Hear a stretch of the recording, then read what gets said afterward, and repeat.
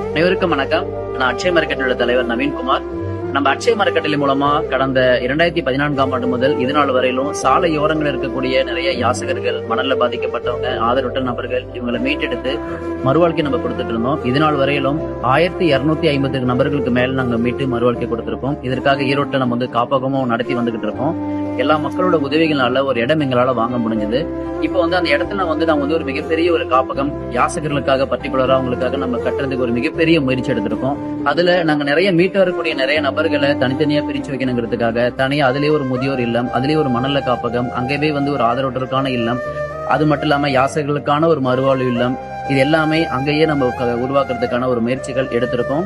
அதோட இல்லம் கட்டுறதுக்கு நாங்க ஒரு மொய் 101 அப்படிங்கிற ஒரு திட்டத்தை இனிஷியேட் பண்ணிருக்கோம். 101 ரூபா அப்படிங்கிறப்ப நிறைய இளைஞர்கள் எங்களுக்கு சப்போர்ட் பண்ண ஆரம்பிப்பாங்க, நிறைய நபர்கள் சப்போர்ட் பண்ணுவாங்கன்னு சொல்லிட்டு இந்த ஸ்கீமை நாங்க எடுத்திருக்கோம். மொய் 101 அப்படின்னா என்னன்னா, நம்ம தெரிஞ்ச சொந்தக்காரங்களுக்கு போயிட்டு நம்ம 101 ரூபா அவங்களோட விசேஷ நாட்கள்ல, திருமண நாட்கள் 101 ரூபா மொய் வைப்போம். தெரியாத ஆதரவற்றவங்களும் நம்மளோட சொந்தக்காரங்க தான் அப்படிங்கறத புரிய வைக்கிறதுக்காகவும் இந்த விஷயத்தை நாங்க இனிஷியேட் பண்ணிருக்கோம். இந்த 101 ரூபா நீங்க கொடுக்கக்கூடிய சிறிய உதவி பல பேர்த்தோட வாழ்க்கையில ஒரு மிகப்பெரிய மாற்றத்தை ஏற்படுத்தும். இதே மாதிரி 15,000 நபர்களை ரீச் பண்ணி நம்ம ஒரு சின்ன பிளாக்கை கட்ட முடியும்.